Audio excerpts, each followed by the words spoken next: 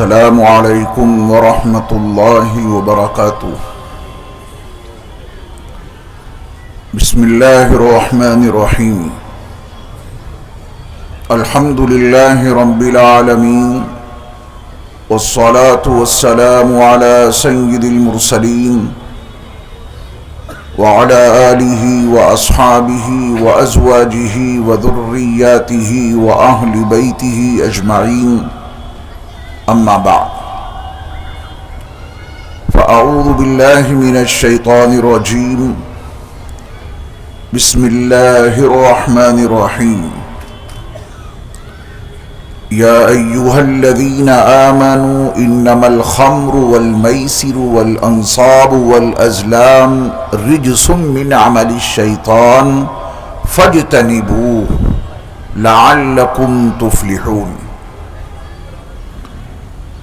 حضرات علماء کرام، مشائخ اعظام، میرے دینی اور اسلامی بھائیوں، عزیز بچوں اور پردہ نشین خواتین ملت، 15 روزہ اجلاس سیرت مصطفیٰ صلی اللہ علیہ وسلم کی الحمدللہ یہ چوتھی نشست ہے جس میں ہم اور آپ شریک ہیں، اور آج ہماری گفتگو کا عنوان ہے نشے کے نقصانات۔ دعا فرمائیے کہ اللہ تعالیٰ اس حساس موضوع پر مجھے صحیح باتیں آپ کو سنانے کی توفیق عطا فرمائے۔ میں آپ کے لیے دل کی گہرائیوں سے دعا گو ہوں کہ اللہ آپ کو ہمیشہ حق سننے کی توفیق بخشے، عبادات انجام دینے کی توفیق عطا فرمائے، ہر برے کام سے، ہر بری لت سے اللہ ہم سب کی حفاظت فرمائے۔ ہم اور آپ دنیا میں دیکھتے ہیں کہ کمپنیاں کوئی چیز تیار کرتی ہیں، ان چیزوں کے استعمال کا طریقہ کمپنیاں ہی بتاتی ہیں۔ جو کمپنی جو چیز بناتی ہے اس کے استعمال کی مکمل گائیڈ لائن وہ کمپنی استعمال کرنے والوں کو دیتی ہے۔ جو لوگ ان کی بنائی ہوئی چیزوں کو ان کی گائیڈ لائن کے مطابق استعمال کرتے ہیں، انہیں بلا شبہ ان چیزوں سے فائدہ ہوتا ہے۔ کمپنیوں کی ہدایت کے خلاف اگر اس چیز کو استعمال کیا گیا وہ چیز بھی خراب ہو جاتی ہے، اس سے جو فائدہ مل رہا تھا وہ بھی بند ہو جاتا ہے۔ ہم اور آپ عیدگاہ کے اس وسیع میدان میں حاضر ہوئے، ذرائع سب کے الگ الگ، کوئی بس پہ بیٹھ کے آیا، کوئی اپنی اسکوٹی سے آیا، کوئی اپنی کار سے آیا، جس کے پاس جو ذرائع ہیں۔ اب مثال کے طور پہ اسکوٹی، ہم اور آپ اسے استعمال کرتے ہیں تو وہ تو جب ہی چلے گی جب اسے آپ غذا دیں گے۔ اگر اسکوٹی کو اس کی غذا نہ دی گئی تو وہ چلے گی آپ کو لے کے، وہ آپ کو لے کر نہیں چلے گی، آپ اسے لے کر چلیں گے، ڈھوئیں گے اسے۔ اس اسکوٹی کو جو غذا دینی ہے وہی دینی ہے جو کمپنی نے اس کے لیے مقرر کی ہے۔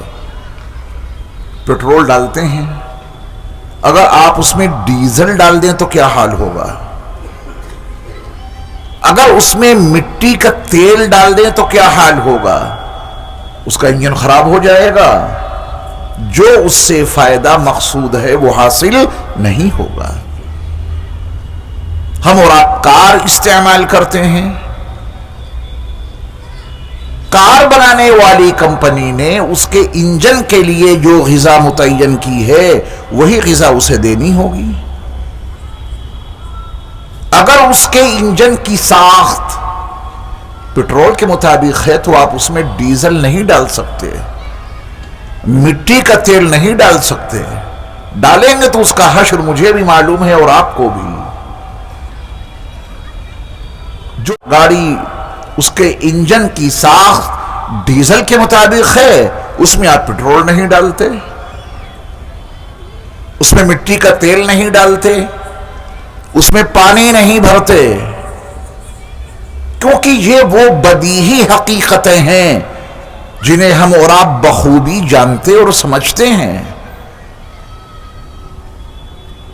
جس کی جو غذا ہے وہی دیں گے، چیز بھی سلامت رہے گی، فائدہ بھی ملتا رہے گا. یہ جو ہمارا اور آپ کا اپنا وجود ہے اسے کس نے بنایا؟ دنیا کی کسی کمپنی کا اس میں کوئی عمل دخل نہیں. حد یہ ہے کہ ان اعضاء کے بنانے میں اس ماں کا کوئی دخل نہیں جس کے شکم میں یہ پورا وجود تیار ہوا. اس وجود کے بنانے میں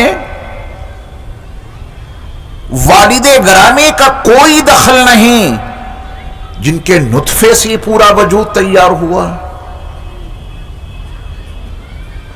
افرأیتم ما تمنون اانتم تخلقونہ ام نحن الخالقون.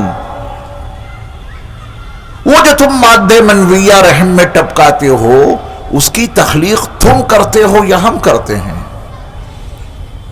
آپ دیکھیں کہ اللہ رب العزت والجلال نے انسانوں کو کتنے بہترین سانچے میں ڈھالا ہے. لقد خلقنا الانسان فی احسن تقویم. یہ ایک سچائی ہے کہ ہم نے انسان کو سب سے بہترین سانچے میں ڈھالا ہے. اللہ رب العزت والجلال نے اتنا بہترین سانچہ کسی کا بنایا ہی نہیں جتنا بہترین سانچے میں حضرت انسان کو ڈھالا ہے. کتنا خوبصورت ہے انسان.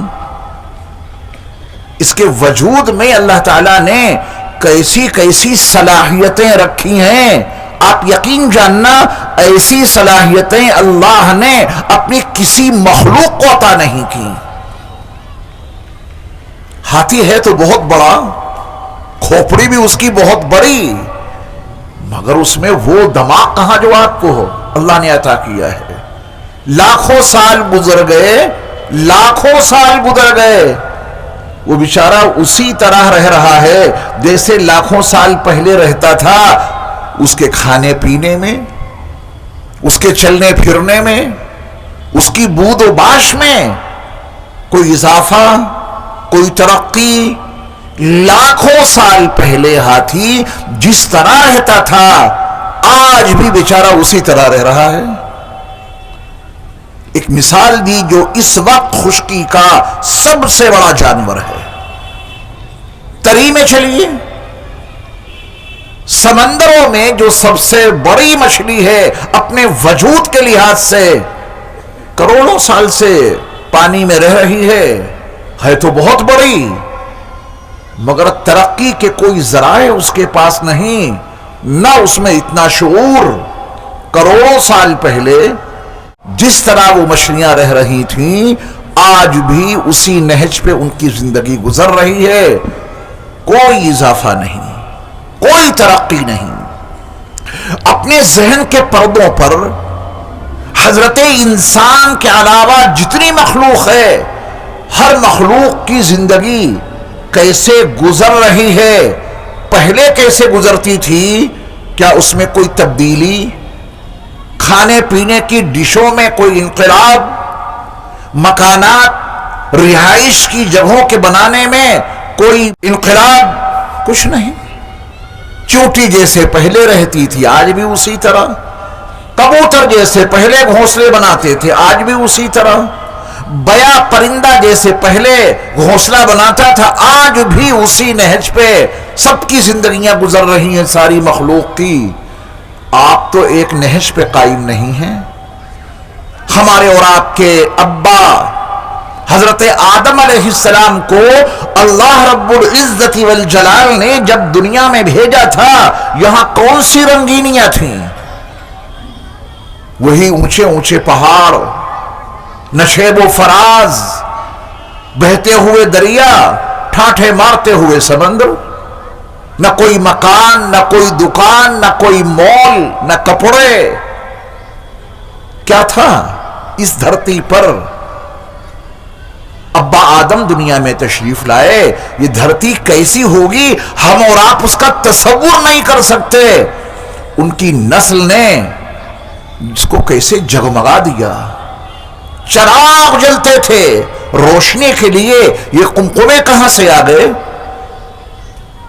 پیدل چلتے تھے، گھوڑوں پر، اونٹوں پر، خچروں پر سوار ہو کے سفر طے کرتے تھے. یہ آپ کی گاڑیاں، یہ ٹرینیں، یہ ہوائی جہاز، یہ سب کچھ کہاں سے آ گئے؟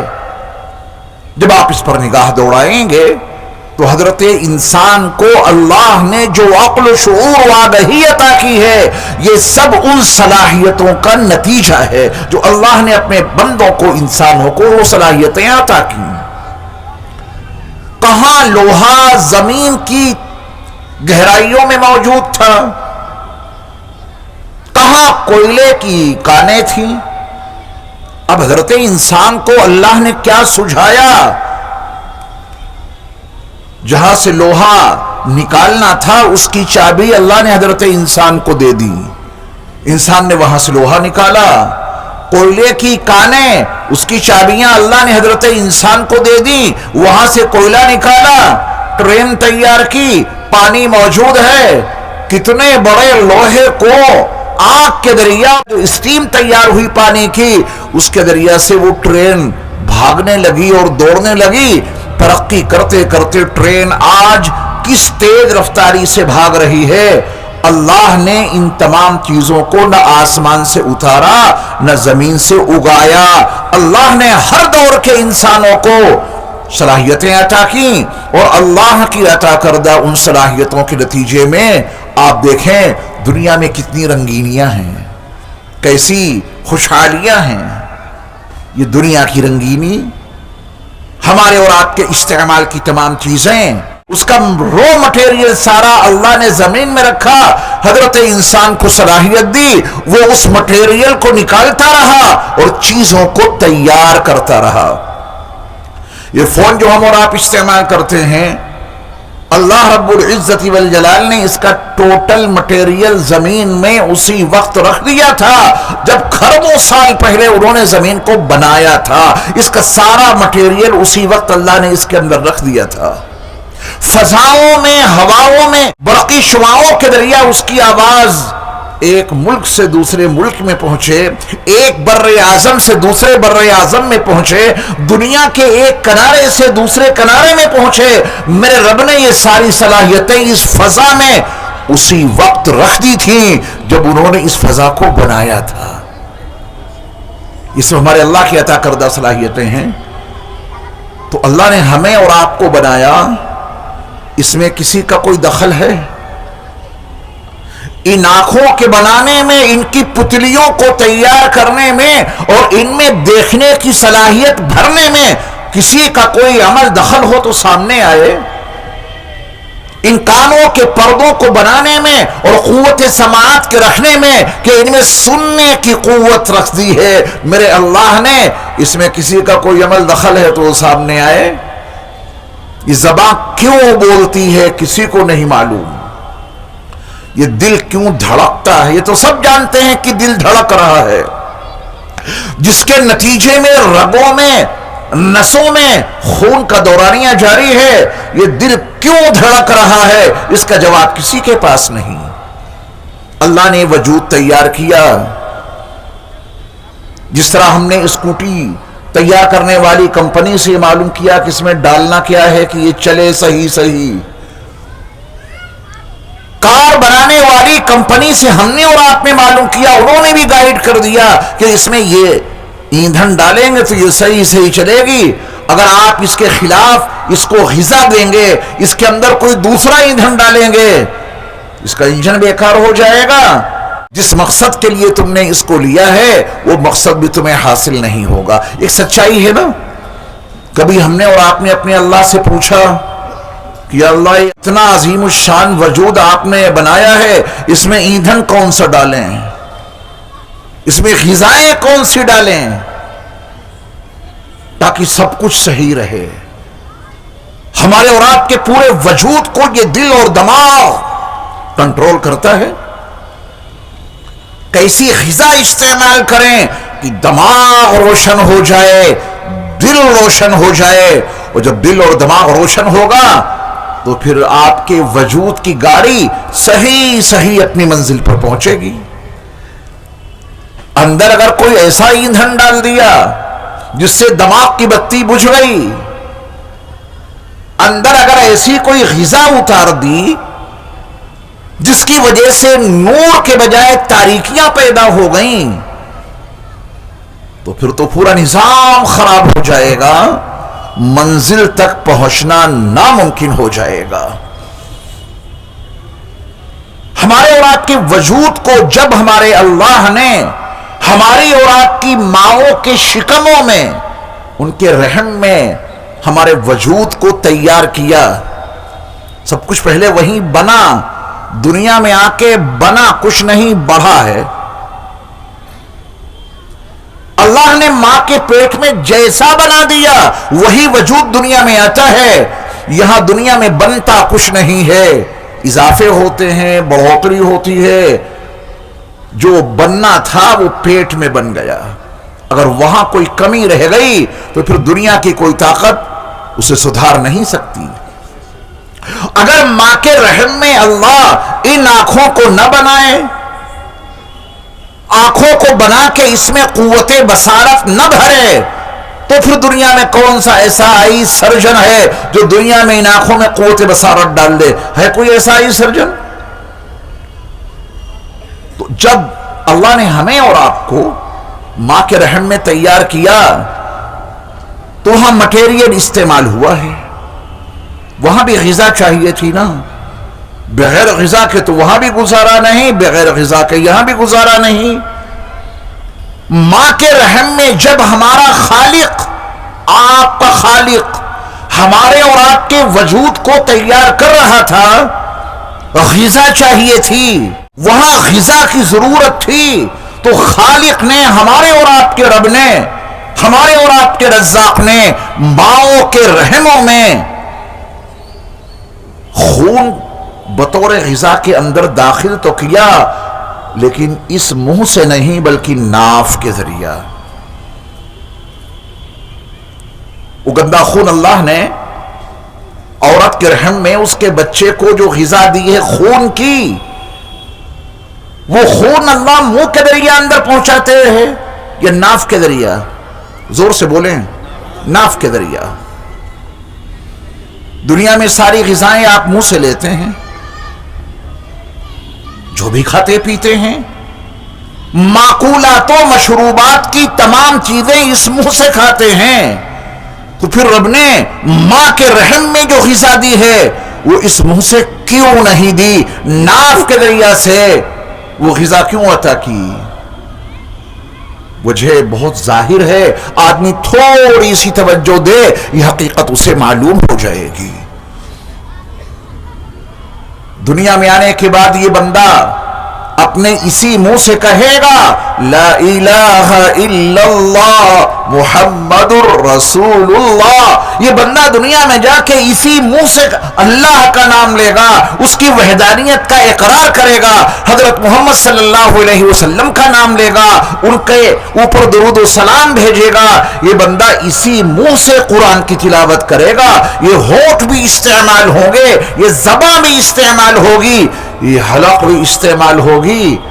اللہ رسول کا نام جس سے بندہ دنیا میں جا کے لے، قرآن کی تلاوت جس منہ سے کرے، نبی کی بارگاہ میں صلاۃ و سلام جس منہ سے بھیجے، میرے رب نے ماں کے رحم میں ان ہونٹوں کو، اس منہ کو، اس زبان کو، اس حلق کو گندے خون سے لت پت نہیں کیا۔ انہوں نے غذا دی تو ہے، وہاں اس کے سوا کوئی غذا ہے ہی نہیں، ناپاک غذا ہے، تو ہمارے اور آپ کے خالق نے، ہمارے اور آپ کے رب نے، ہمارے اور آپ کے رزاق نے غذا دی، گندی غذا منہ سے نہیں ناف سے۔ بچہ پیدا ہوتا ہے پھر اس کو کاٹ دیا جاتا ہے، اب جب دنیا میں آیا تو اب ناف سے نہیں، اب فطری طور پر اس کو منہ سے غذا دی جائے گی۔ اب اس کی ماں اسے ناف سے نہیں، اس کے منہ سے دودھ پلاتی ہے۔ پھر وہ مشروبات و معقولات پوری زندگی اسی منہ سے کھاتے ہیں یا ناف کے ذریعہ؟ منہ سے۔ غور کرنے کی بات یہ ہے کہ جس رب نے ماں کے رحم میں ان ہونٹوں کو، اس زبان کو، اس حلق کو گندے خون سے محفوظ رکھا کہ دنیا میں جا کے یہ بندہ اللہ اس کے رسول کا نام لے گا، قرآن مجید کی تلاوت کرے گا، رسول علیہ السلام کی بارگاہ میں صلاۃ و سلام کا نذرانہ پیش کرے گا، یہ اس بچے کے ہونٹ پاک رہیں، اس کی زبان گندی نہ ہو، اس کی حلق اس گندے خون سے گندی نہ ہو۔ دنیا میں آنے کے بعد، عقل و شعور کی منزل میں قدم رکھنے کے بعد، یہ بندہ اس گندے خون سے زیادہ گندی شراب سے اپنے ہونٹوں کو لت پت کر رہا ہے، اس گندے خون سے زیادہ گندی شراب سے اپنی زبان کو لت پت کر رہا ہے، اس گندے خون سے زیادہ گندی شراب سے اپنی حلق کو لت پت کر رہا ہے۔ پھر تو اسے جو سزا دی جائے وہ کم ہے۔ یہ فطرت کے ساتھ میں جنگ لڑ رہا ہے، فطرت کو بھول گیا، یہ فطرت کے ساتھ میں جنگ کر رہا ہے۔ اور یاد رکھیے، فطرت اپنے ساتھ جنگ کرنے والوں کو کبھی معاف نہیں کرتی۔ اگر آدمی اسی عنوان سے غور کر لے، شراب پینے والا بندہ تھوڑی دیر کے لیے غور کرے کہ میں کر کیا رہا ہوں، ہمارے اور آپ کو سمجھانے کی ضرورت نہیں پیش آئے گی، اس کا ضمیر اسے آگاہ کر دے گا، اس کا شعور اسے سمجھا دے گا، اس کا وجدان اسے اس حقیقت پر لے آئے گا، شراب نہ پینا، یہ نشے آور چیزیں استعمال نہ کرنا، کیونکہ تمہارے رب نے تمہارے ان ہونٹوں کو تمہاری ماں کے رحم میں گندے خون سے محفوظ رکھا تھا، تمہاری زبان کو محفوظ رکھا تھا، تمہاری حلق کو محفوظ رکھا تھا۔ دنیا میں آنے کے بعد تم اس گندے خون سے زیادہ گندی شراب سے اپنے ہونٹوں کو، اپنی زبان کو، اپنی حلق کو لت پت کر رہے ہو۔ یہ تو فطرت کے ساتھ میں بہت بڑی جنگ ہے، ایسا نہ کرنا، یہ تمہارے اندر کا پورا نظام تباہ ہو جائے گا۔ فطرت کے ساتھ میں جنگ کرنے کی وجہ سے تمہاری عقل کام نہیں کرے گی، تمہارا فہم تم سے چھن جائے گا، شعور ختم ہو جائے گا، نفع کس میں ہے تمہیں اس کا احساس تک نہیں ہوگا، نقصان کتنا ہوگا اس کا شعور تمہارا ختم ہو جائے گا۔ اس نشے آور چیز کے نتیجے میں جب بندہ اس نشے کے نتیجے میں اپنے نفع اور اپنے نقصان سے بے خبر ہو جائے، اس کی تباہی میں کوئی شک۔ کامیاب تو وہی ہو سکتا ہے جس کو اپنا نفع معلوم ہو، نقصان اور ہلاکت خیز چیزوں سے وہ واقف ہو، کون سا کام کروں کہ نفع ملے، کس کام سے بچوں کہ نقصان سے حفاظت ہو جائے۔ ایسا انسان ہی تو کامیاب ہو سکتا ہے جس کو اپنے نفع اور نقصان کی ہی خبر نہ رہے، اس کی تباہی میں اور اس کی ہلاکت خیزی میں کوئی شک ہو سکتا ہے؟ نہیں ہو سکتا۔ آئیے اب اللہ سے پوچھیں کہ یا اللہ، یہ وجود ہمارا آپ نے بنایا ہے، یہ آنکھیں آپ نے بنائی اور ان میں قوت بصارت صرف آپ نے رکھی، یہ کان آپ نے بنائے، ان میں قوت سماعت آپ نے رکھی، یہ زبان آپ نے بنائی، اس میں قوت گویائی اور قوت ذائقہ آپ نے رکھی، یہ ناک آپ نے بنائی، اس کے حدود میں قوت شامہ سونگھنے کی قوت آپ نے رکھی، یہ پہلو میں دل بنایا اور آپ ہی نے دھڑکایا تو یہ دھڑک رہا ہے، اور یہ رگیں اور نسیں اتنی لمبی لپیٹ دی ہمارے وجود میں کہ اگر ان رگوں کو اور ان نسوں کو کھول دیا جائے تو یہ پوری دھرتی میری رگوں نسوں سے ایک مرتبہ نہیں 2 مرتبہ ان نسوں سے اس پوری زمین کو، اس پوری دھرتی کو لپیٹا جا سکتا ہے. ایک مرتبہ نہیں 2 مرتبہ. اتنی رگیں اور نسیں وجود میں ہیں. کتنی باریک باریک رگیں، ذرا اپنی آنکھ پہ کبھی غور کرو، کتنی باریک نسیں ہیں. وہ کھوکھلی ہیں، خالی نہیں، ان میں خون کا دورانیہ جاری ہے. اتنی باریک باریک نسوں کو بنا کے ان میں خون کا دورانیہ آپ نے جاری کیا ہے. اور یہ خون بنتا ہے غذا سے. یہ خون کس سے بنتا ہے؟ غذا سے، ایندھن سے. میرے رب آپ نے مجھے بنایا، اے میرے خالق آپ نے مجھے وجود بخشا، ہم اس میں ایندھن کون سا ڈالیں؟ انہی سے پوچھنا پڑے گا. ان کا بتایا ہوا ایندھن اگر اندر ڈالیں گے، ان کی بتائی ہوئی غذائیں اندر ڈالیں گے، اندر بھی روشن رہے گا، باہر بھی روشن ہو جائے گا. اور اس کے خلاف چلیں گے تو پہلے اندر کا نظام خراب ہوگا، اس کے بعد باہر کا نظام خراب ہوگا. نسائی میں، سنن نسائی میں رسول اللہ صلی اللہ علیہ وسلم نے ایک واقعہ بیان فرمایا. اندر کا بگاڑ جس کے نتیجے میں باہر کا فساد وقوع پذیر ہوتا ہے، پہلے اس کو سنیے تاکہ اندر باہر کا سسٹم ہم اور آپ سمجھنے والے بن جائیں کہ جیسا ایندھن ڈالیں گے ویسے اندر کا نظام تیار ہوگا، پھر اس کے اثرات باہر ظاہر ہوں گے. اس حدیث کو سنانے سے پہلے کچھ ہم لوگ آپس میں بہت ضروری باتیں کر لیں. ان باتوں کو کیے بغیر حقیقت تک رسائی ہو سکتا ہے مشکل ہو جائے. کریں بات چیت آپ سے، ہم کریں. مجھے یہ بتائیے، کوئی نیکی باہر ہے، کوئی برائی باہر ہے؟ جواب یہ دے دینا کہ نہیں، باہر کچھ بھی نہیں. نہ باہر کوئی نیکی ہے، نہ باہر کوئی برائی ہے. یہ مسجد باہر ہے یا اندر؟ یہ نمازیں باہر ہیں یا اندر؟ یہ تلاوت باہر ہے یا اندر؟ شراب خانے باہر ہیں یا اندر؟ یہ شراب کی بوتلیں باہر ہیں یا اندر؟ یہ زنا کے اڈے باہر ہیں یا اندر؟ ہر نیکی کو سوچ لیجئے اور ہر برائی کو سوچ لیجئے. بس یقین بنا لینا کہ باہر کچھ بھی نہیں، جو کچھ ہے وہ ہمارے اندر ہے. اندر اگر نیکی ہے تو باہر نیکی وجود پذیر ہو جائے گی.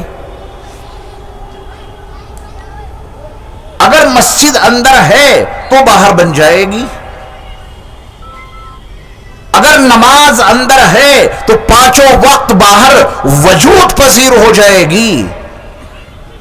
باہر زنا ہے ہی نہیں، اندر ہے. اندر وہ زنا کے جذبات بھڑکے تو زنا والا عمل باہر وجود میں آ جائے گا. شراب خانے باہر کہاں ہیں؟ شراب کی فیکٹریاں باہر کہاں ہیں؟ شراب کی بوتلیں باہر کہاں ہیں؟ کہیں قتل تھا باہر؟ ہاں، قابیل کے اندر تھا قتل تو حابیل قتل ہو گئے. اگر وہ قتل قابیل کے اندر نہ ہوتا تو اپنے بھائی حابیل کو کبھی قتل نہ کرتا.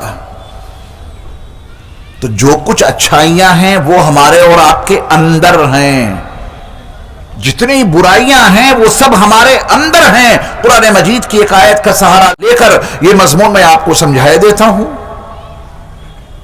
قرآن مجید کے 21ویں پارے میں اللہ رب العزت والجلال نے اس حقیقت سے پردہ اٹھا دیا تاکہ انسانوں کو اپنے اندر کا وجود معلوم ہو جائے اور اپنے کردار کا عمل دخل سے پتہ چل جائے.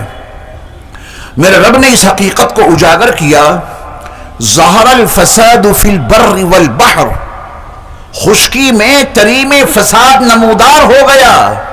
یہ فساد آسمان سے ٹپکا یا یہ فساد زمین سے اگا؟ میرے رب نے کہا نہیں، بما کسبت ایدی الناس، یہ لوگوں کی کرتوتوں کا نتیجہ ہے. لوگوں کی کرتوتیں، بری کرتوتیں، بدعمالیاں، اس کے نتیجے میں خشکی میں اور تری میں فساد پھیل گیا۔ فساد کا ذمہ دار بھی انسان ہے اور نیکیوں کو برپا کرنے والا بھی انسان ہے۔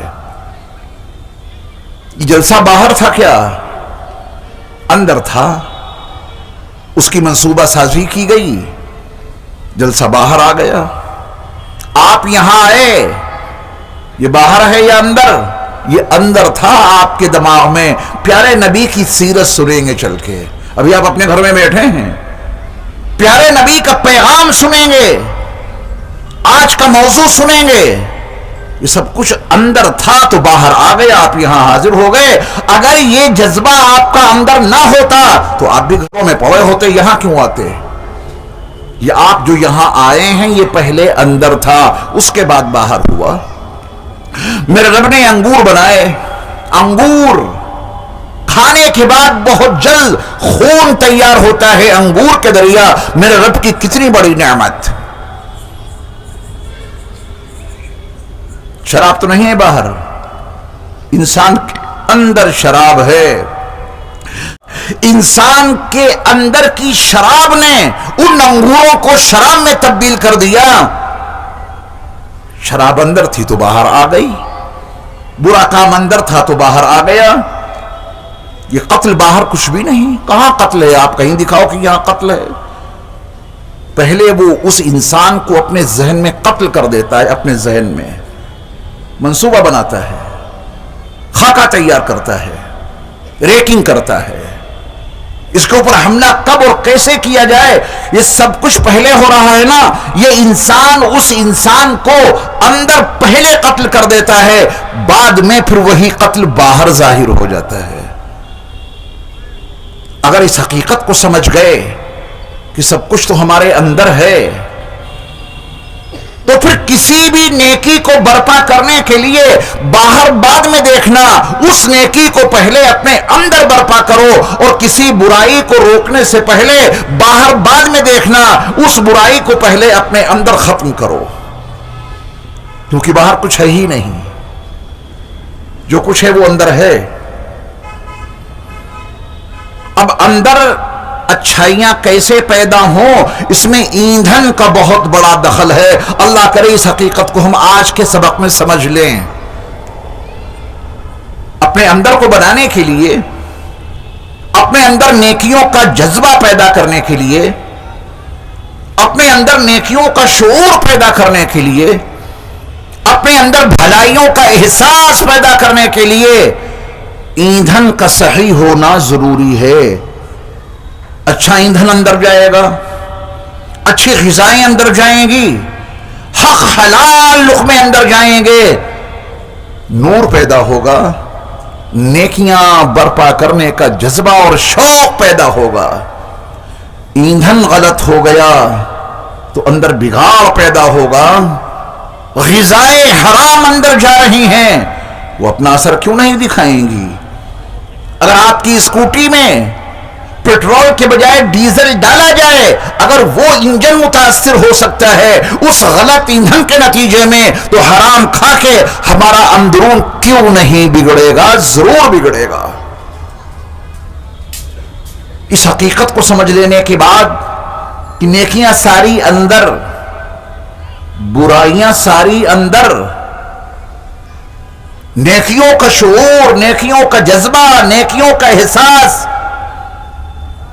برائی کرنے کا اندر کا جذبہ، اس کا دار و مدار ایندھن پر ہے، غذاؤں پہ ہے۔ اس حقیقت کو سمجھ لینے کے بعد اب میں آپ کو نسائی شریف میں موجود وہ واقعہ سناتا ہوں۔ ایک بڑی حسین خوبصورت سی عورت ہے، اس کے پاس شراب ہے، اس کے پاس ایک بچہ بھی ہے، اور خود ایک آدمی اس کے قابو میں آ جاتا ہے۔ اس حسین و جمیل اور خوبصورت عورت نے اس آدمی کے سامنے 3 پیشکش رکھی ہیں۔ 3 کاموں میں سے ایک کام تجھے ہر حال میں کرنا ہوگا ورنہ تیری خیر نہیں۔ تینوں کام اس نے بتلایا کہ یا تو میرے ساتھ زنا کر، بدکاری کر، اگر اس کے لیے تیار نہیں تو یہ بچہ موجود ہے، اسے قتل کرنا پڑے گا، یا تو میرے ساتھ میں برا کام کر، زنا کر، اور نہیں تو یہ بچہ موجود ہے، اسے قتل کر۔ اور اگر تو اس کے لیے بھی تیار نہیں ہے تو یہ شراب رکھی ہے، اسے پی لے۔ یہ تین پیشکش ہیں، اور ان تینوں میں سے کوئی نہ کوئی کام کرنا ضروری ہے۔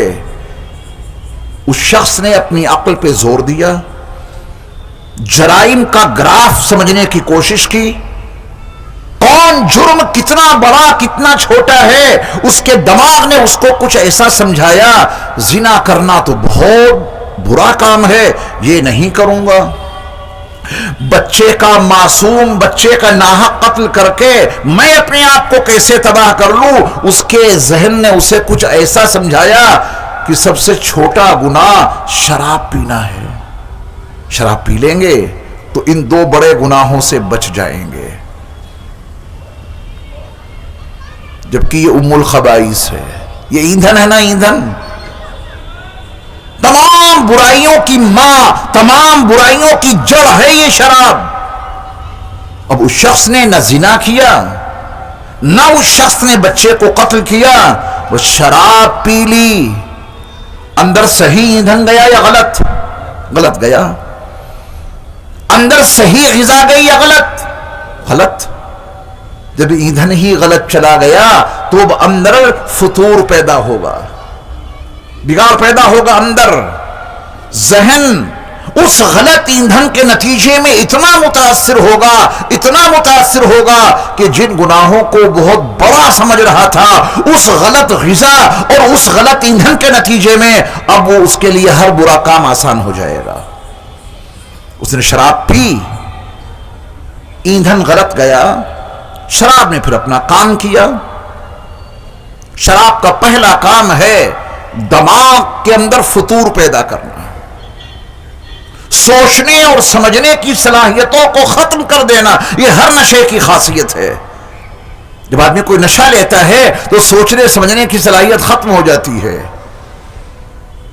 ایسے ایسے نشے ہیں کہ اس میں نقصان والی چیزیں نفع کی شکل میں نظر آتی ہیں اور نفع والی چیزیں نقصان کی شکل میں نظر آتی ہیں۔ وہ ایندھن اندر گیا، اس نے اپنا کام کیا، پھر اس بندے نے اس عورت کے ساتھ میں زنا بھی کر لیا اور اس معصوم سے بچے کو قتل بھی کر دیا۔ یہ جو اس نے زنا کیا یہ پہلے باہر تھا، پہلے تو اس سے پرہیز کر رہا تھا۔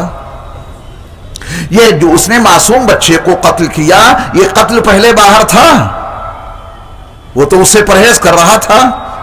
اب یہ زنا جو باہر وجود میں آیا عملی طور پر اور اس بچے کا جو قتل ہوا ہے عملی طور پہ، یہ نتیجہ ہے خراب ایندھن کا۔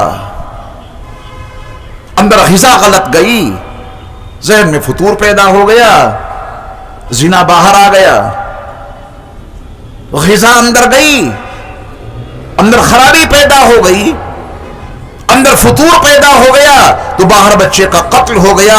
کوئی جرم باہر نہیں، کوئی نیکی باہر نہیں، یہ سب کچھ ہمارے اور آپ کے اندر ہے، اور اندر کو سنوارنے کے لیے اور اندر کو بنانے کے لیے اللہ نے اور اس کے رسول علیہ السلام نے ایندھن اور غذاؤں پر خصوصی احکام جاری کیے ہیں۔ اندر ایندھن غلط نہ ڈال لینا۔ دنیا میں جتنے انسان ہیں مجموعی طور پہ ان کے 3 درجے ہیں۔ دنیا کے جتنے بھی انسان ہیں مجموعی طور پہ ان کے کتنے درجے ہیں؟ 3۔ ایک درجہ تو اتنا اعلیٰ ہے، اتنا عرفہ ہے کہ اللہ تعالیٰ نے ان سے بہتر مقام و مرتبہ کسی کو عطا ہی نہیں کیا، وہ نبیوں رسولوں کی جماعت ہے۔ اللہ اکبر، ان کی برابری کوئی کر سکتا ہے؟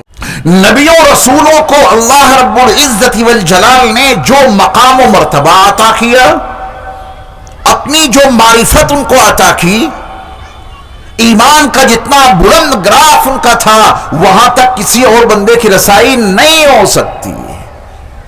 اور پھر ان تمام نبیوں اور ان تمام رسولوں کے سردار جن کے صدقے میں نبیوں کو نبوت ملی اور جن کے طفیل رسولوں کو رسالت ملی، ان کا مقام و مرتبہ کیا کہنا۔ اللہ کا کتنا بڑا فضل و کرم ہے ہم پر، آپ پر، کہ انہوں نے ہمیں اور آپ کو اسی عظیم رسول کی امت میں بھیج دیا۔ بڑی سعادت ہے ہمارے اور آپ کے لیے۔ اور ایک جملہ یاد رکھیے گا، ہر سعادت ذمہ داریاں لے کے آتی ہے۔ ہر سعادت ذمہ داری لے کے آتی ہے۔ اگر یہ بہت بڑی سعادت ہے کہ ہم اور آپ اللہ کے آخری نبی آخر الزماں حضرت محمد صلی اللہ علیہ وسلم کی امت میں ہیں، جب یہ بہت بڑی سعادت ہے تو پھر یہ سعادت اپنے ساتھ ذمہ داریاں بھی بہت لائی ہے۔ امر بالمعروف، نہی عن المنکر، بھلائیوں کا حکم دینا ہے اور برائیوں سے روکنا ہے۔ یہ ذمہ داری ہمارے اور آپ کے کندھوں پر آئی اسی وجہ سے ہے کہ ہم اور آپ نبی آخر الزماں حضرت محمد صلی اللہ علیہ وسلم کے امتی ہیں۔ تو آئیے ان ذمہ داریوں کو سمجھیں۔ تو ایک طبقہ انسانوں کا اتنا اعلیٰ اور عرفہ کہ ان کی خاک پا کے برابر کوئی نہیں ہو سکتا، وہ نبیوں رسولوں کی جماعت ہے۔ دوسرا طبقہ ہر دور کے اہل ایمان کا طبقہ ہے، ان نبیوں ان رسولوں پر جس دور میں جو ایمان لایا وہ صاحب ایمان ہے۔ اور تیسرا طبقہ انسانوں کا وہ ہے جو اس دور میں ان نبیوں ان رسولوں پر ایمان نہیں لایا۔ آج کے دور میں جن کی رسالت پوری کائنات میں ہے، نبی آخر الزماں حضرت محمد صلی اللہ علیہ وسلم، وہ ان کی رسالت پر ایمان نہیں لائے۔ یہ تیسرا طبقہ ہو گیا۔ دیکھیے، دھرم اور مذہب کوئی بھی ہو، اب توجہ سے سننا قرآن کا پیغام، دنیا کے تمام انسانوں کے یہ تین طبقے ہیں۔ ایک طبقہ ہے نبیوں رسولوں کا، ایک طبقہ ہے ایمان والوں کا، اور ایک طبقہ ہے انکار کرنے والوں کا۔ ہیں تو سب انسان، ہیں تو سب۔ اسکوٹیوں کی کتنی کمپنیاں ہیں، ہر کمپنی کوئی نہ کوئی اسکوٹی بنا رہی ہے۔ گاڑیوں کی کتنی کمپنیاں ہیں تو گاڑی، ہے تو ان میں انجن۔ تو یہ انسانوں کا دھرم کوئی بھی ہو، انسانوں کا طبقہ کوئی بھی ہو، مسئلہ ہے ایندھن دینے کا، ہے نا۔ انسانوں کی بنیاد پہ جو اللہ تعالیٰ نے غذائیں استعمال کرنے اور اندر کا ایندھن فراہم کرنے کا جو اللہ نے ایک نظام بنایا ہے، اس میں دھرم اور مذہب کی بنیاد پہ نہیں، ہمارے اللہ نے انسان کو انسان کی بنیاد پہ اس کا ایندھن بتایا کہ تمہیں اندر یہ ڈالنا ہے۔ جب آپ قرآن کا مطالعہ کریں گے تو دنگ رہ جائیں گے۔ اللہ نے تینوں طبقوں کو مخاطب کیا، رسولوں نبیوں کے طبقے کو مخاطب کر کے میرے رب نے کہا، اے میرے نبیوں میرے رسولوں، حلال غذائیں پاکیزہ روزی استعمال کرنا۔ پھر اللہ نے ایمان والوں کو آواز دے دی، ایمان والوں تم بھی حلال غذائیں پاکیزہ روزی استعمال کرنا۔ وہ رب ایمان والوں کا ہی ہے کیا؟ وہ سب کا رب ہے۔ پھر اس نے دنیا کے تمام انسانوں سے کہہ دیا، دھرم کوئی بھی ہو، مذہب کوئی بھی ہو، غذا اندر اچھی ڈالنا۔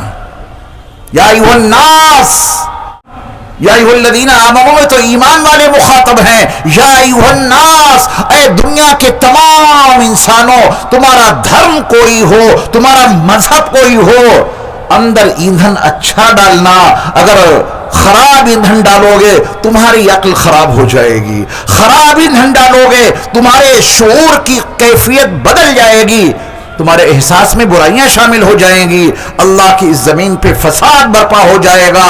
نبیوں رسولوں کو بھی اللہ نے قرآن میں حلال غذائیں پاکیزہ روزی استعمال کرنے کا حکم دیا، پھر اللہ تعالیٰ نے ایمان والوں کو بھی حلال غذائیں پاکیزہ روزی استعمال کرنے کا حکم دیا، اور پھر دنیا کے تمام انسانوں کو مخاطب کرتے ہوئے کہہ دیا، دیکھو ایندھن اچھا ڈالنا۔ کمپنی کی گاڑی مسلمان لائے تو اسے وہ ایندھن دینا ہے، کوئی غیر مسلم بھائی وہ گاڑی خریدے تو کیا اس کے لیے قانون بدل جائے گا؟ کیا کسی بھی دھرم کا انسان کوئی بھی گاڑی خریدے وہ دھرم آپ کا اپنی جگہ پر، گاڑی کا ایندھن صحیح صحیح دینا پڑے گا، جو نہیں دے گا اسی کی گاڑی بیکار ہو جائے گی۔ دھرم کوئی سا بھی ہو، مذہب کوئی سا بھی ہو، اندر کا ایندھن حلال جائے گا تو پھر گاڑی صحیح چلے گی، زمین پر فساد برپا نہیں ہوگا، قتل غارت گری کے واقعات نمودار نہیں ہوں گے، حوا کی بیٹیوں کا ریپ نہیں ہوگا، معصوم انسانوں کا قتل نہیں ہوگا، تشدد نہیں ہوگا، ہلاکت خیز فسادات نہیں ہوں گے۔ یہ جو کچھ بھی ہمیں اور آپ کو فسادات نظر آ رہے ہیں، بسوں میں بچیاں محفوظ نہیں، اسکولوں میں کالجوں میں بچیاں محفوظ نہیں، ٹرینوں میں بچیاں محفوظ نہیں، پڑوسیوں سے حوا کی بیٹیاں محفوظ نہیں، یہ اتنا بڑا فساد اس دھرتی پر برپا ہے، صحیح کون کرے گا اس کو؟ یہ سب کچھ کیوں ہو رہا ہے؟ یاد رکھیے، جتنا ایندھن غلط ڈالیں گے، اندر جتنا غلط ایندھن ڈالیں گے، اس کے نتائج اسی شکل میں ظاہر ہوں گے۔ تو اللہ نے ایمان والوں سے ہی نہیں کہا کہ پاکیزہ روزی استعمال کرنا، اللہ نے دنیا کے تمام انسانوں کو حکم دے دیا، مذہب تمہارا اپنی جگہ پر، دھرم تمہارا اپنی جگہ پر، جو ہم نے تمہیں وجود بخشا ہے بس اس میں ایندھن صحیح صحیح ڈالنا، اچھا والا ڈالنا۔ یہ ایندھن مذہب سے اوپر اٹھ کے اپنا کام کرتا ہے، یہ غذائیں دھرم اور مذہب سے اوپر اٹھ کر اپنا کام کرتی ہیں، تو پھر ہمیں اور آپ کو انسان ہونے کے ناطے، پلس صاحب ایمان ہونے کے ناطے، پلس محمد الرسول اللہ صلی اللہ علیہ وسلم کے غلام ہونے کے ناطے اندر ایندھن پاکیزہ ہی ڈالنا ہوگا، غذائیں طیب ہونی چاہیے، پھر اس کے اثرات ظاہر ہوں گے انشاءاللہ۔ رسول مکرم صلی اللہ علیہ وسلم نے شراب کے حوالے سے اپنی امت کو جو سخت ہدایات دی ہیں، ان میں سے ایک بڑی اہم بات رسول اللہ صلی اللہ علیہ وسلم نے یہ فرمائی، شراب پینے والے پر اللہ کی لعنت ہوتی ہے۔ یہاں ایک اہم بات آپ کو سمجھا دوں، میں نے کہا السلام علیکم ورحمۃ اللہ وبرکاتہ، میں نے آپ پہ سلام بھیجا، اس سلام کا میں مالک ہوں کیا جو آپ کو دے دوں؟ میں نے کہا کہ اللہ کی رحمت آپ پر نازل ہو، کیا اس رحمت کا میں مالک ہوں کہ میں نے آپ کو رحمت عطا کر دی؟ کیا برکت کا میں مالک ہوں کہ وہ برکتیں میں آپ کو دے دوں؟ نہ میں سلامتی کا مالک، نہ میں رحمتوں کا مالک، نہ میں برکتوں کا مالک، بس اللہ سے دعا کر سکتا ہوں کہ میرے رب ان کے اوپر سلامتی نازل کر دے، میرے رب ان کو اپنی رحمتوں سے مالا مال کر دے۔ اللہ سے دعا ہی تو کر سکتا ہوں، اے اللہ ان کو اپنی برکتوں سے نواز دے۔ میں نے کہا السلام علیکم ورحمۃ اللہ وبرکاتہ، میں نے آپ کو اس کے قابل سمجھا، آپ اس قابل ہیں کہ آپ کے لیے دعائیں کی جائیں، رحمتوں کی، برکتوں کی، سلامتی کی، آپ نے بھی مجھے اس قابل سمجھا تو آپ نے کہہ دیا وعلیکم السلام ورحمۃ اللہ وبرکاتہ۔ اب ذرا اپنا جائزہ آپ لے لیں، یہ جو سلامتی میرے لیے آپ بھیج رہے ہیں، کیا آپ اس سلامتی کے مالک ہیں؟ نہیں، بالکل نہیں، میں بھی ان کی بارگاہ کا فقیر، آپ بھی ان کی بارگاہ کے فقیر، بس درخواست لگا سکتے ہیں۔ آپ نے کہا کہ آپ پر اللہ کی رحمت ہو، اس رحمت کے آپ مالک نہیں کہ مجھے دے دیں، وبرکاتہ، اور اس کی برکتیں آپ کو مل جائیں، آپ ان برکتوں کے مالک نہیں ہیں تو دیں گے کیسے؟ میں نے کہا میں اللہ کی بارگاہ کا فقیر ہوں، اپنے لیے بہت کچھ مانگتا ہوں، آپ کے لیے بھی میں اپنے اللہ سے مانگے لیتا ہوں، میرا اللہ آپ پر سلامتی نازل کر دے، میرا اللہ آپ کو اپنی رحمتوں سے نواز دے، میرا اللہ آپ کو اپنی برکتوں سے مالا مال کر دے۔ میں نے رب سے دعا کی ہے، وہ اگر چاہیں گے تو سلامتی ملے گی، وہ اگر چاہیں گے تو ان کی رحمتوں سے آپ مالا مال ہوں گے، وہ چاہیں گے تو برکتوں بھری زندگی ملے گی۔ وہ سلامتی، وہ رحمت، وہ برکت میرے قبضے میں نہیں، نہ آپ کے قبضے میں۔ سچائی ہے یہ۔ تو بھائی میرے قبضے میں لعنت بھی نہیں ہے، آپ کے قبضے میں بھی لعنت نہیں ہے، پھر آپ نے کسی پر لعنت بھیجی تو کیا آپ لعنت کے مالک ہیں کہ زبان سے لعنت نکلی اور اس کے اوپر پڑ گئی؟ نہیں۔ جس طرح ہم اور آپ رحمت کے مالک نہیں ہیں، دعا کر سکتے ہیں، وہ سب کے دلوں کا حال جانتے ہیں، انہیں خوب معلوم ہے کہ کون سلامتی کا مستحق ہے، انہیں خوب پتا ہے کسے رحمتیں دینی ہیں، انہیں خوب معلوم ہے کسے برکتوں سے مالا مال کرنا ہے۔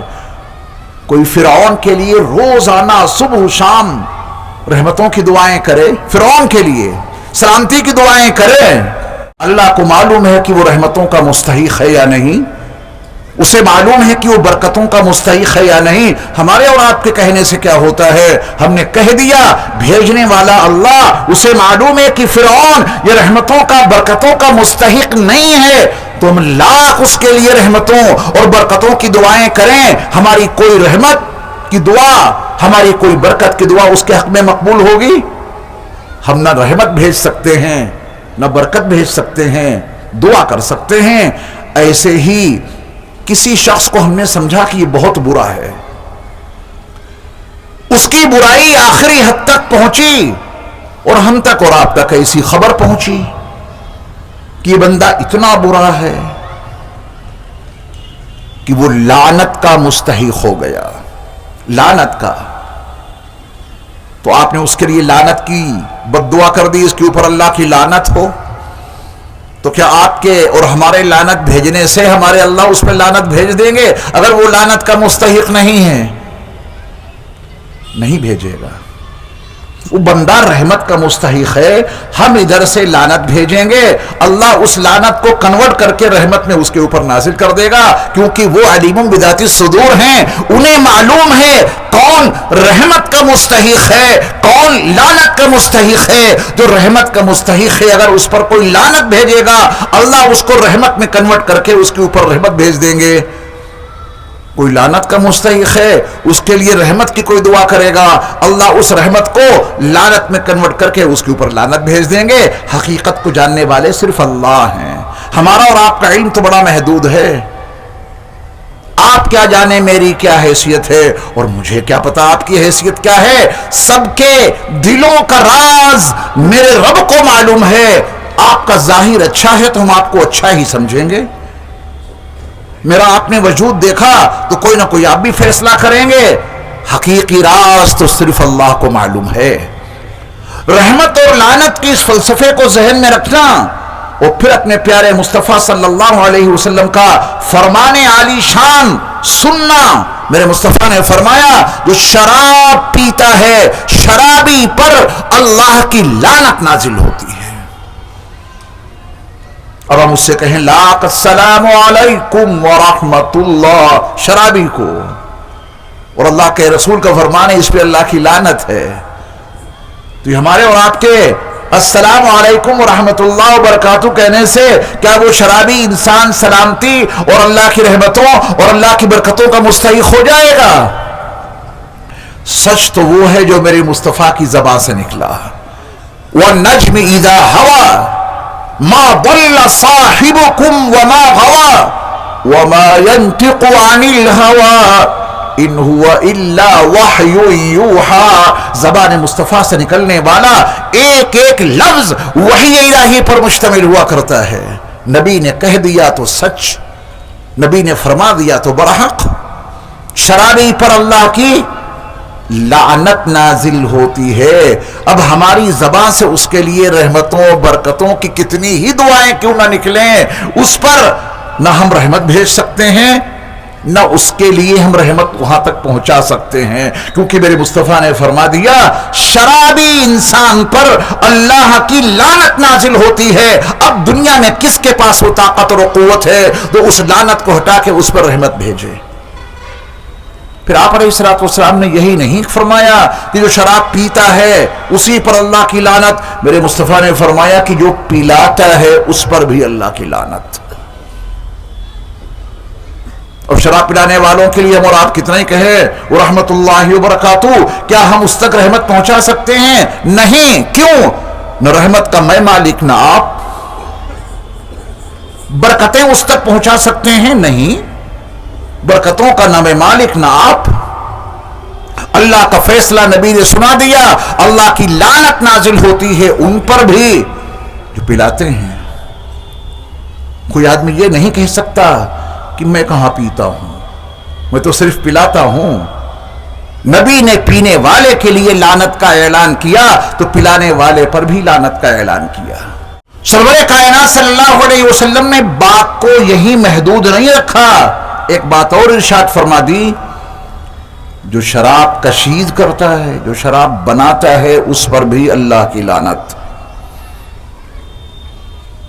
شراب بنانے والا شخص اگر یہ کہتا ہے کہ میں کہاں پیتا ہوں، بس میں تیار کر کے پیک کر کے رکھ دیتا ہوں، پلانے والا پلا دیتا ہے، پینے والا پی لیتا ہے، میں نے کبھی شراب اپنے ہونٹوں پہ نہیں لگائی، میں نے کبھی اس کا ایک قطرہ نہیں پیا، بس بناتا ہوں، نہ بنتی تو پلاتا کون، نہ بنتی تو پیتا کون، برابر کا مجرم ہے یہ بنانے والا۔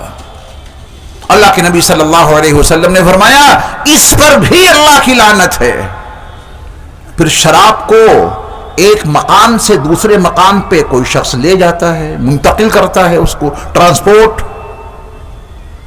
یہ کہے کہ میں کہاں پیتا ہوں، میں کہاں پلاتا ہوں، بس میں بوتلیں یہاں سے وہاں پہنچا دیتا ہوں، پہنچانا میرا کام ہے، جو کہ یہ بہت ہی گندا ایندھن ہے، تمام برائیوں کی جڑ ہے، ہر طرح سے اس کی سپلائی رکنی چاہیے، نہ بنے، کوئی بنا دے تو کوئی لے جانے والا نہ ملے، کوئی پہنچا دے تو کوئی پلانے والا نہ ملے، کوئی پیش کرے تو کوئی پینے والا نہ ملے، تبھی اس دنیا میں امن و سکون آ سکتا ہے۔ یہ ام الخبائث ہے، اس پر دیکھیں رسول اللہ صلی اللہ علیہ وسلم نے کتنی دور سے بندشیں لگائیں۔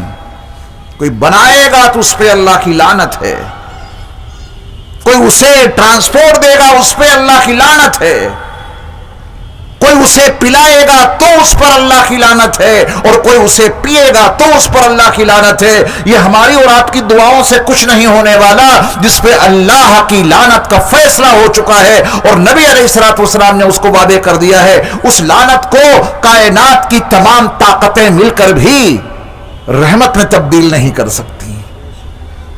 ام الخبائث سے شراب، نشہ، اللہ تعالیٰ نے اس کو گندگی قرار دیا ہے۔ یا ایھا الذین آمنوا انما الخمر والمیسر والانصاب والازلام رجس من عمل الشیطان، اس میں جوئے کا بھی تذکرہ ہے، شراب کا بھی، دو اور چیزوں کا جو ہمارے موضوع سے متعلق نہیں ہے، میں ان کا ذکر نہیں کروں گا۔ اللہ نے اس آیت میں شراب کا تذکرہ کر کے کہا فاجتنبوہ، اس سے بچو، اس سے پرہیز کرو، اور اجتناب میں، اس سے بچنے میں اور اس سے پرہیز کرنے میں یہ شامل ہے کہ اسے بنایا نہ جائے، اس سے اجتناب کرنے میں، اس سے بچنے میں شامل ہے اس کو ٹرانسپورٹ نہ دیا جائے، اس سے بچنے میں یہ بھی شامل ہے یہ پلائی نہ جائے، اور اس سے بچنے میں اور اس سے اجتناب کرنے میں یہ بھی شامل ہے کہ اسے پیا نہ جائے۔ شراب کے ذریعے سے شیطان کیا چاہتا ہے؟ اس کے فوراً بعد 7ویں پارے میں سورۃ المائدہ کی آیت، جو بھی آیت میں نے پڑھی اس کے آگے اللہ کا فرمان، انما یرید الشیطان ان یوقع بینکم العداوۃ والبغضاء فی الخمر۔ دیکھو میرے ایمان والے بندو، اس حقیقت کو سمجھ لو کہ یہ شیطان شراب کے ذریعہ تمہارے درمیان بغض اور عداوت برپا کرنا چاہتا ہے۔ یہ راز میرے رب نے کھول دیا ہے۔ انما یرید الشیطان، یہ شیطانی کام ہے نا، یہ شیطانی گندگی ہے، رجس من عمل الشیطان، یہ شراب شیطان کے عمل کی گندگی ہے، اور یہ شیطان کی پوری کوشش ہوتی ہے کہ یہ گندگی بندوں میں اتار دے، انسانوں میں اتار دے، اس کی پوری کوشش رہتی ہے۔ اور وہ یہ گندی چیز شیطان پلانا کیوں چاہتا ہے؟ کیا اس کا ارادہ ہے؟ اس کا مقصد کیا ہے؟ میرے رب نے قرآن میں وہ راز فاش کر دیا، حقیقت سے پردہ اٹھا دیا کہ شیطان کا منصوبہ یہ ہے کہ تمہیں شراب پلا کر تمہارے درمیان عداوتیں پیدا کر دے، بغض پیدا کر دے شراب کے ذریعہ۔ انما یرید الشیطان ان یوقع بینکم العداوۃ والبغضاء فی الخمر والمیسر۔ اس میں جوئے کا بھی تذکرہ ہے، لیکن جوا آج ہمارا موضوع نہیں ہے، ہم اس پہ کوئی اور گفتگو نہیں کر سکتے فی الحال۔ اور کیا مقصد ہے اس کا؟ بغض پیدا ہو، عداوت پیدا ہو۔ اور وہ کیا چاہتا ہے؟ اللہ نے فرمایا کہ وہ یہ چاہتا ہے کہ تم کو اللہ کی یاد سے دور کر دے، نماز سے تمہیں دور کر دے۔ یہ دو باتیں اور بتائیں اللہ نے۔ یہ شراب تمہیں اس لیے پلاتا ہے تمہارے درمیان عداوتیں پیدا ہو جائیں۔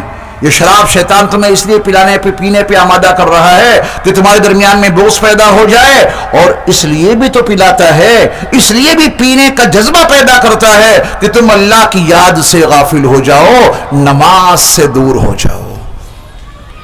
یہ ہیں شراب کے نقصانات۔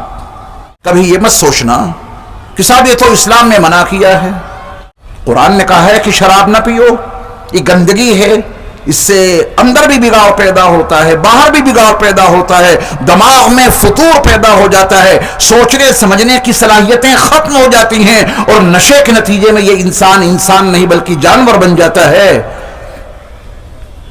میڈیکل سائنس کیا کہتی ہے؟ دنیا کے ڈاکٹر کیا کہتے ہیں؟ حکومتوں کے اعلانات کیا کہتے ہیں؟ اعلان تو یہی بتا رہے ہیں، حکومتوں کی طرف سے جو اشتہار لگائے جاتے ہیں، ہورڈنگ لگائی جاتی ہے، اس میں بھی تو یہی لکھا ہے موت کا ہی دوسرا نام ہے شراب۔ چلو قرآن کی بات اگر نہیں سمجھ میں آتی ہے کسی کے تو میڈیکل سائنس کے حوالے سے پوچھ لے۔ ساری دنیا آج کے وقت میں شراب اور نشے سے پریشان ہے، نسلیں تباہ ہو رہی ہیں۔ جس گھر میں ایک شرابی ہوتا ہے، اس کی بیوی، اس کے بچے، اس کے ماں باپ، گھر کے اور لوگ اس ایک شرابی سے کتنے تنگ رہتے ہیں، اس کی سسرال کے لوگ کتنے تنگ رہتے ہیں، محلے اور پڑوس کے لوگ کتنے تنگ رہتے ہیں۔ دین اسلام عین فطرت انسانی کے مطابق ہے، فطرت اللہ التی فطر الناس علیہا۔ یہ اسلام جس اصول زندگی کا نام ہے، جس ضابطے حیات کا نام ہے، اس میں زندگی کے ہر شعبے سے بحث موجود ہے، فائدے کی تمام چیزیں اسلام بتاتا ہے، نقصان سے بچانے کی بھرپور کوشش کرتا ہے۔ ماننا نہ ماننا ہی ہمارا اور آپ کا کام ہے۔ ایک شرابی اگر کہیں موجود ہے تو نفرت اگر کریں گے تو اس کا یہ مرض کیسے ختم ہوگا؟ میرے ایمان والے بھائیوں، تہیہ کرو، نبی کی غلامی کے تقاضے پورے کرو۔ اگر کوئی شرابی ہے اس سے نفرت نہیں کرنی، وہ بیچارہ بیمار ہے، اس سے ملاقات کے لیے جائیے۔ یہ نہ سوچنا کہ تو شرابی ہے، اس پہ اللہ کی لعنت اترتی ہے، اس کے گھر جاؤں گا تو مجھ پر بھی لعنت نازل ہو جائے گی۔ انما الاعمال بالنیات، یہ میرے مصطفیٰ نے کہہ دیا ہے، اعمال کا دار و مدار نیتوں پر ہے۔ آپ اس کی اصلاح کے لیے اس کے گھر جا رہے ہیں، اس کے افہام و تفہیم کے لیے اس سے ملاقات کر رہے ہیں، ملاقات کیجئے، حقائق سے اس کو روشناس کرائیے۔ مرض اندر کافی گہرا ہو چکا ہے، وقت لگے گا، لیکن محنت کیجئے، نبی کا پیغام اس کو سنائیے، اللہ کا کلام اس کو بتائیے۔ اندر جو بگاڑ پیدا ہو رہا ہے میڈیکل سائنس کے حوالے سے آپ اس کو روشناس کرائیے۔ کسی کو سدھار دینا تو ہمارے بس میں نہیں، انک لا تہدی من احببت، لیکن جو کام، جو فریضہ ہمارے اور آپ کے ذمے ہے وہ یہ ہے، ان علیک الا البلاغ، بات کا پہنچا دینا آپ کے ذمے ہے۔